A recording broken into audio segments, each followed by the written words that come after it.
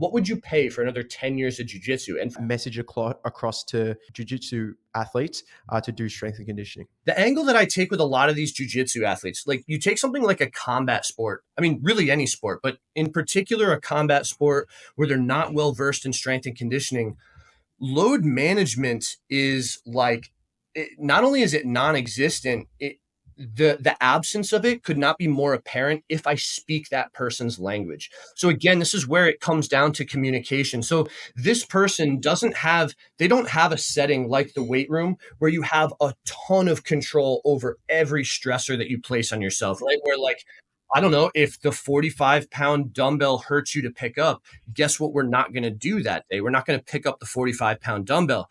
But like these individuals are dealing with some of these injuries and they rest. They have like the completely stop element of load management, but then like they just get right back into jiu-jitsu and like everyone has like this old wives' tale of like some crazy black belt who like broke his arm and then just trained jiu-jitsu with his arm tucked in his belt for a while. Like there's like these like tales of that, but that very obviously like doesn't pan out. And people know that, right? Like they have this injury that has like progressed into some monstrosity that it never had to be. And it's very easy to use that to sort of explain like, hey, we're going to be the exact opposite of that for you. Like instead of like not having anything between like rest and fighting another human being, we're going to have lots of ways that we can sort of adjust the difficulty or, you know, the stress or however you want to communicate it to that person, where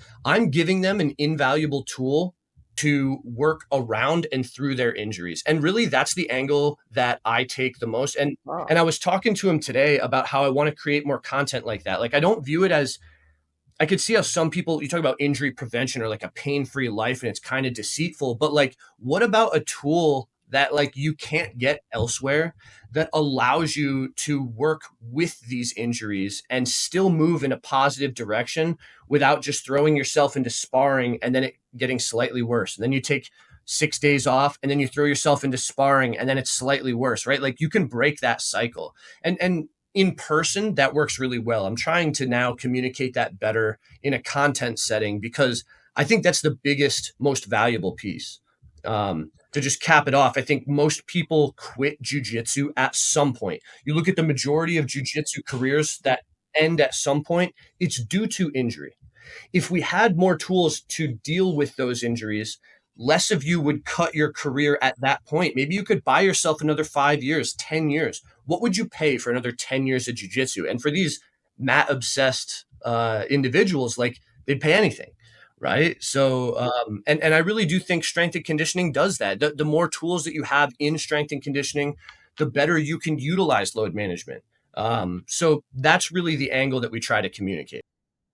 Nice. And do you ever go around the route of, I know it's very pretentious and cocky to say it as a strength and conditioning coach, but that you will enhance their performance anyway? Or do you use the load management and injury sort of angle to take that sports performance improvement message that way? Yeah, you don't have to prove that. Everybody, as much as they shun it and they say, oh, don't use strength, whatever, it's literally been beaten into them.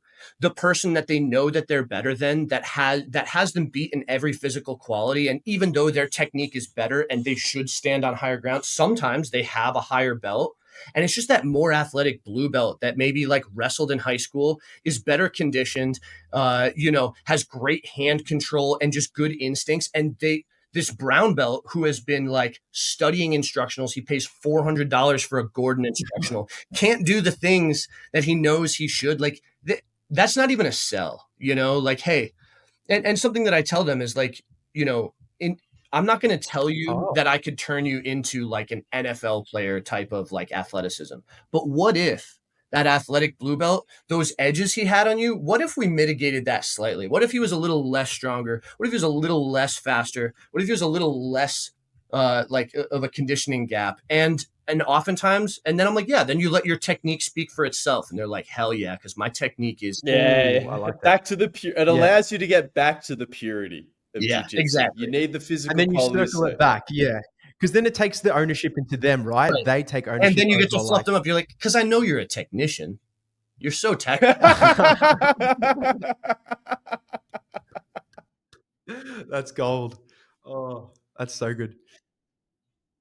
If you want to learn more about the general physical preparation training philosophy, we put together an extremely practical course covering all the different aspects of physical preparation, as well as a unit on programming, so you know how to tie it all together and produce the same world-class results that we get with our athletes.